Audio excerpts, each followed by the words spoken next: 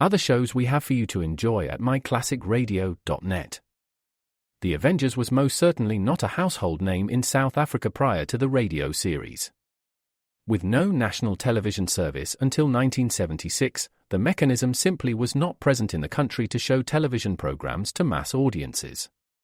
While many other countries reveled in the filmed adventures of John Steed and company, South Africa was not equipped to join in the fun. The series took Britain by storm and made a major impression in the American markets, being that greatest of rarities, a British series given a network transmission slot. However, as a filmed series, rather than a videotaped one, The Avengers was able to gain a modicum of exposure in South Africa through film rentals. Come and listen at myclassicradio.net.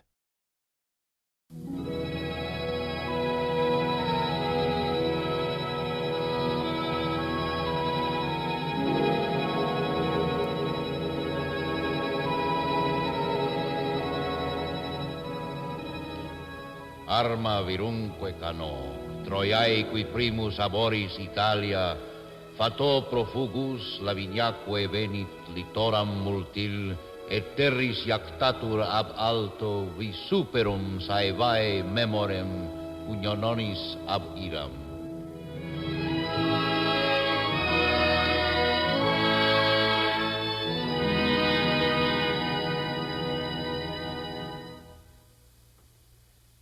The CBS Radio Workshop, dedicated to man's imagination, the theater of the mind.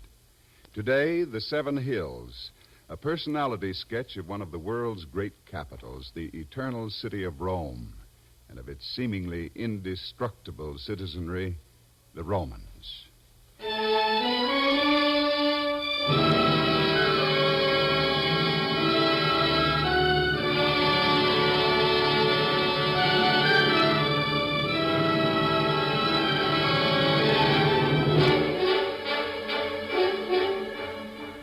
I sing of arms and of the men who, driven from the shores of heroic Troy,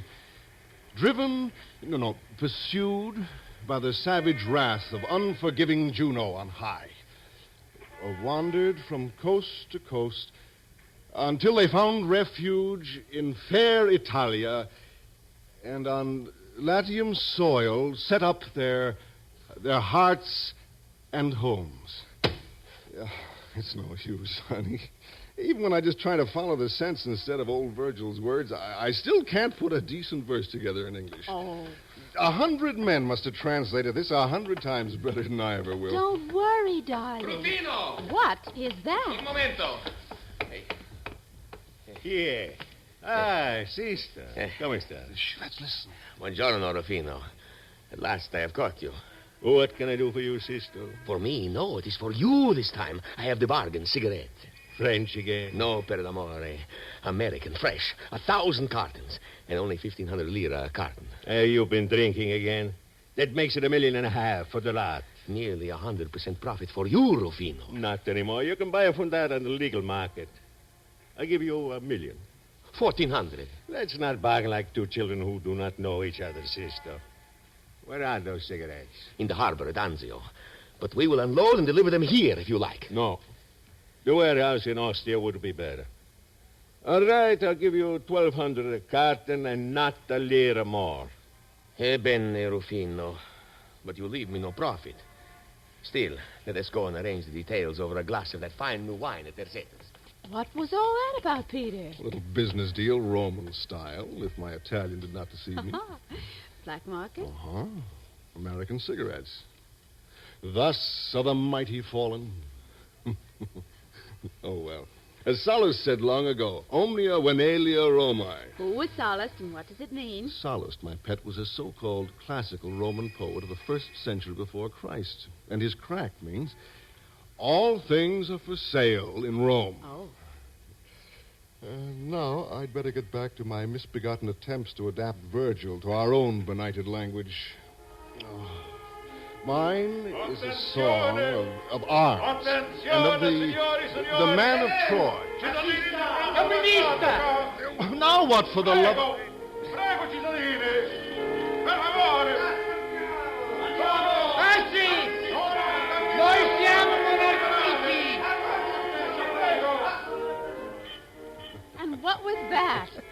sounded like an election fight back home. That's what it was, all right. A sober discussion of vital issues in the coming election with modern trimmings. This bloody assignment's getting me down, Ruth. And I thought it'd be so easy to do it right here, right in the old Roman Forum, where Virgil himself must have walked 1,000 times. But who can concentrate with all this turmoil going on? Oh, Peter, don't fret so. Easier said than done. Come on, honey, let's go back to the hotel. At least we can take off our shoes there and have a drink ourselves. All right, but just give me a minute, darling. Look, you see how the sun falls on those columns over there? I just want to take one quick picture. Yeah, sure, go ahead. Only don't ask me to stand in front of that masonry.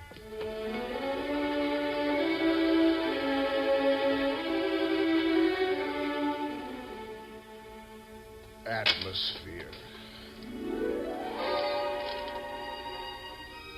There. Bounce, you historic pebble.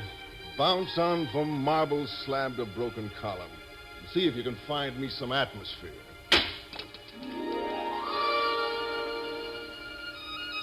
Atmosphere. That's what they said when they finally gave me my sabbatical. Drink in the atmosphere. Search for new understandings.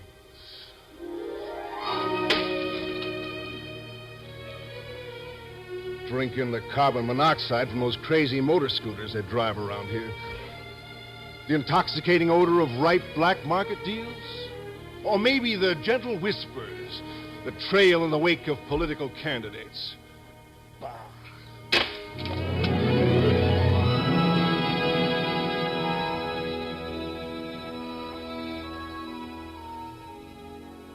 Would the senor perhaps have us stop the traffic and evacuate our city so that visitors can indulge themselves in our atmosphere? What?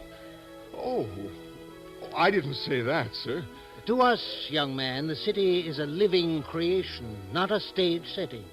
It is our home, and has been for nearly 3,000 years. Yes, of course, things are as they are. Like all living things, a city changes, always changes. Not always the way we might wish, of course, but as history wills it. Yet it seems also to be true that the more it changes, the more it remains the same.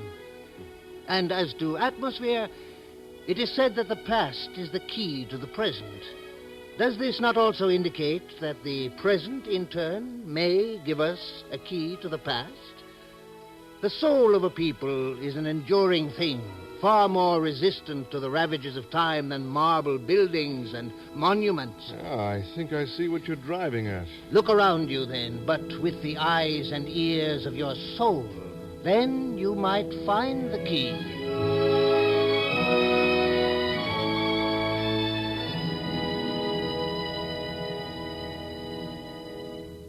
Peter! Peter, help! Ruth! Ruth! Where are you? Ruth! Oh, Peter. What happened, honey? What was the matter? Well, it's all right now, darling. I was just frightened for a moment. What was it? Tell me. Well, it was nothing, really. I went along down the other side of that wall there. Huh? There's a little road that runs behind it to get the right angle for my picture. And then a man came along and started saying things to me. In Italian, I guess. And I didn't understand him, but I thought he was offering to help me with my tripod. So I kept smiling at him, and maybe I said, see, a couple of times, and then... Oh, it's too silly, darling. Well, then what? Come on. Well, then he, he pinched me. Well, is that all? I thought you were being murdered. Well, I might have been. Well, then you shouldn't go hiding behind walls and walking up deserted alleys in strange cities just for that reason. Come on now, let's go home and have lunch. We've still got to climb up to the top of that monstrosity of a monument this afternoon. And tomorrow we leave for Pompeii, remember? Say, where'd he go? What? Where did who go? The old codger. The one I was talking to just before you screamed. Well, I don't know, darling. I didn't see anybody, and I don't now. Yeah, I know. That's what's puzzling me. There isn't enough cover where we were to hide a kid of 2. Well, maybe he left. Well, he wouldn't have had time to get out to the street. Oh, well, let's go.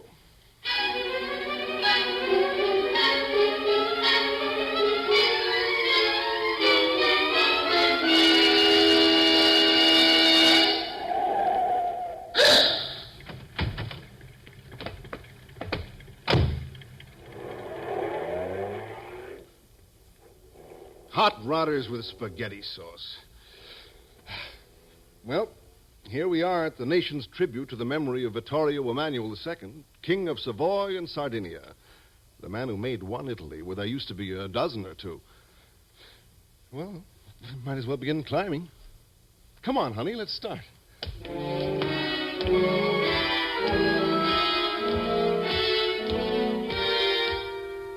Well, we've made the first level anyway. How many are there? 3. You'd think they'd have an elevator in a place like this. Okay, let's get on with it.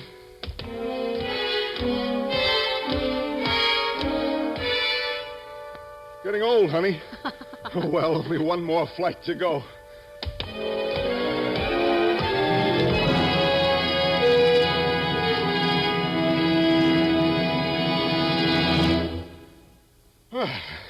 Here we are. Oh, Peter. Oh, Peter, look, what a view. Look, you can see the whole city. Yeah. And there's the Tiber. And look. Isn't that the old Forum down there where we were this morning? Yeah, I think it is. And on the other side... Oh, Peter, what is that building on top of that hill? Such a beautiful color that stone has in this light.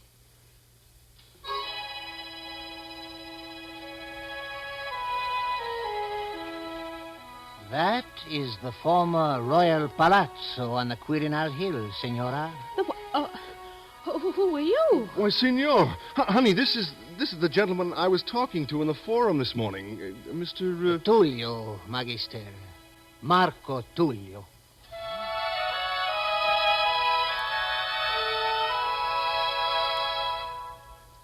Harwell is our name, Signor Tullio. This is my wife, Ruth, and I'm Peter Harwell. Hey, what happened to you this morning? Yes, my husband was worried about you. Oh, I regret it. I have distressed other new acquaintances with this bad habit of taking my leave too quickly. But let me explain for the Signora the meaning of that rectangle of broken pavement in the Forum beneath us.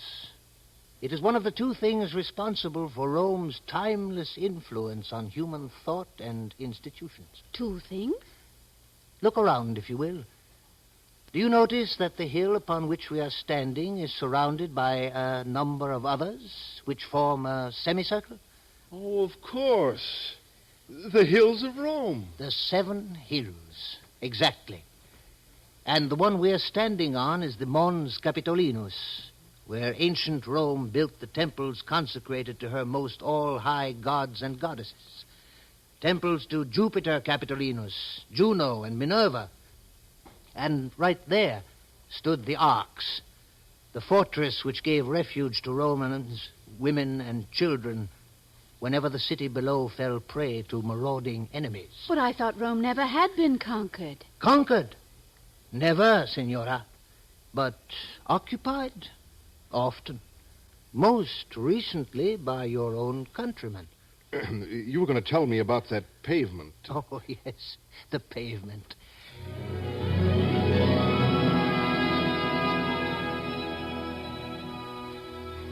You will be interested in that broken bit of pavement square down there in the Forum. Nearly every basic concept of law by which the world now lives was formulated, debated, developed, or often bloodily contested in that small historic arena. That plain, dark building across the square, the Curia, was for centuries the seat of the world's most powerful legislative body. Your own most august chamber of lawmakers is named after it. It is the Roman Senate.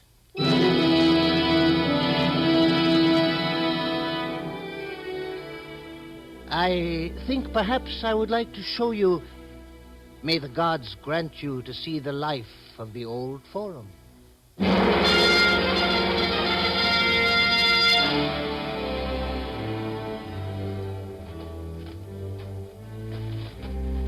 What is this path, Peter? I don't know. Signor Tullio? It is the Clivus Capitolinus, the sacred road, by which in ancient times the triumphal processions ascended from the Forum to the top of the Capitoline Hill to pay tribute to Jupiter. It has not been much used for some time, of course. Look, Peter, look. It's all changing. The temples are rising. So they are. Look at that one straight ahead. I remember it from this morning. There were only a few columns standing then. And those beautiful buildings.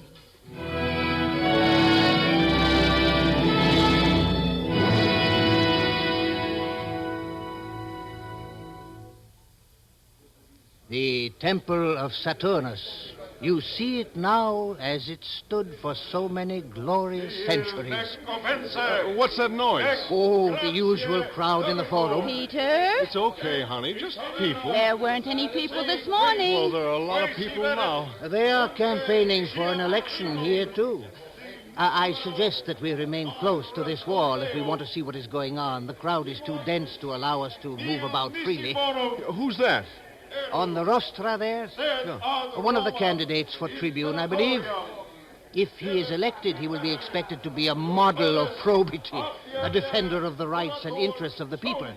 In the meantime, he is talking the customary nonsense and telling the usual lies, I suppose. I'd like to hear what he's saying. Well, then, let us move around to the front of the rostra. Come. Signor Tullio, are you hurt? No damage. What's going on? Wait for me. Sextus, salve. Salve, Rufus. In what way can I assist you? Non, Rufus, not this time. I shall assist you instead. I have 3 shiploads of North African wheat. It is probably from Lucania. From Lucania. It is the best of the best, straight from Carthage, and at a price you cannot afford to reject. 100% profit for you. Where is this wheat now? In the harbor at Portus, but we will unload and deliver it. The warehouse in Ostia might be best. But I warn you, Sextus, I will not pay more than 50% of the closing price on the legal market today. You drive a hard bargain, Rufus. But let us see if we can come to terms over a cup of that fine new wine at Zetta's. Peter! Peter! It's Ruth. Ruth, where are you? Out of my way there. Scusi. Scusi, out of my way. Please get out of my way. Oh, shut up. Honey! Honey! Peter. Oh, honey. Are you all right, Ruth? Yes, darling, I'm all right. Now that you're here. The Signora is unharmed. Oh, she's all right, I guess. Well, where were you? Oh, Peter. It is so silly. It's just like this morning. I wandered over by the wall, and then this man came along. A Roman in one of those togas. Real silk, too. And he said something to me that I didn't understand, so I smiled at him. And I guess I said something silly like, CC again. And then he sort of leaned over as if he wanted to protect me from the crowd. And then... he pinched. How did you know? Just intuition, I guess. Besides, you're beginning to make kind of a habit of Yes, it. but you don't understand, Peter. Oh, never mind that now. Signor Tullio, how can we get out of here? We could make our way around the back of the speaker's rostra and then up that path to the Curia. It is also our pathway back to modern Rome. Okay. Let's go, honey. But, Peter, just a minute. You still don't understand. Don't understand what? This one pinched me on the other side. I can hardly walk. The men of Rome in all ages, Signora, have made a principle of expressing their admiration for beauty enthusiastically and directly. So back now to the modern age.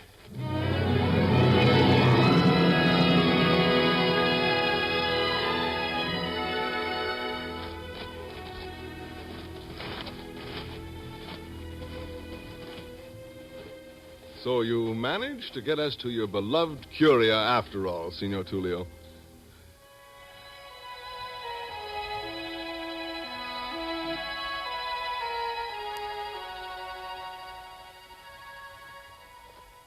I hold precious memories of this building, and proud ones, too.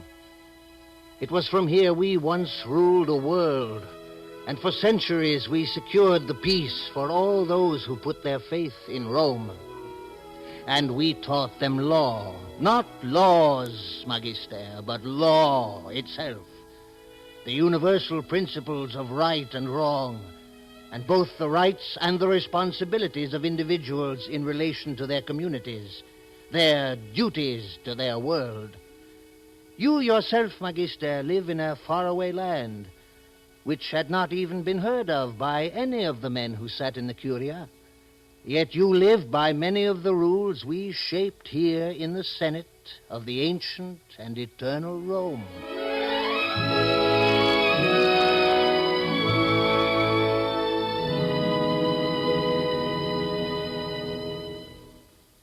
Did I hear you say we rule the world and so forth? Do you mean to tell me, Magister, that a man of your learning has never heard of Marcus Tullius Flavianus, the most outspoken, if not the most revered, senator of his era? Oh, yes, of course. If you have not, young man, I invite you to examine the base, which is all that remains, of the fourth seat from the left on the second tier in the curia here. I believe you will still find there the evidence of my youthful vanity, inscribed with a stylus. No proof is needed, Senator. And I want to thank you, Senator. We both do. Oh, no need, Magister.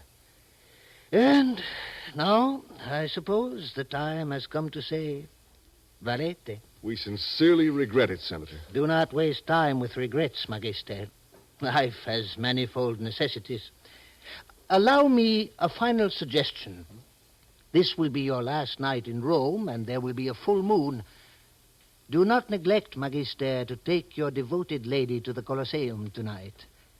The view of the half-destroyed curves and arches of that ancient structure of joy and pain, bathed in the radiance of the moon, is generally sufficient to wipe out anyone's concern about his ability to sense the Roman atmosphere and to respond to it. Thank you for the suggestion, Senator. I shall certainly follow it, sir. So, now, my friends, fortunus vobiscum.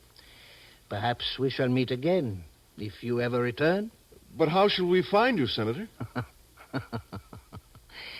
This flat stone upon which I've been sitting is the cover for the entrance to that tomb behind me. Should you ever return to Rome and find the tomb closed, knock long and hard, or push a message through one of the cracks. Then we shall see. Valete.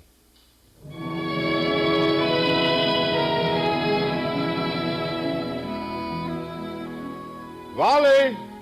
Goodbye, Senator.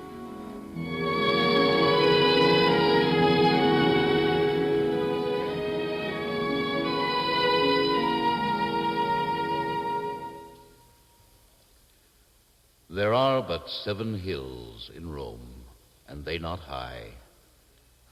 They girdle close the ancient marbled square, where men so long were free to hear, debate, and think, and shape the laws which guide us still today.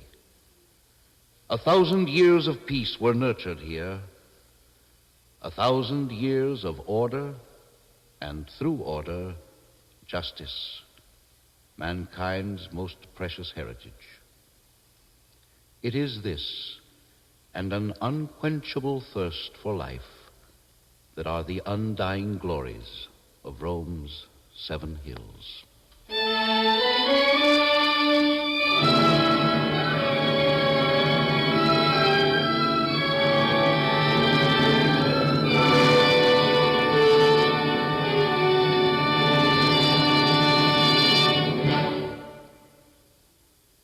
You've been listening to the CBS Radio Workshop and the 7 Hills, a fanciful sketch of the unique personality of one of the world's most ancient cities, eternal Rome.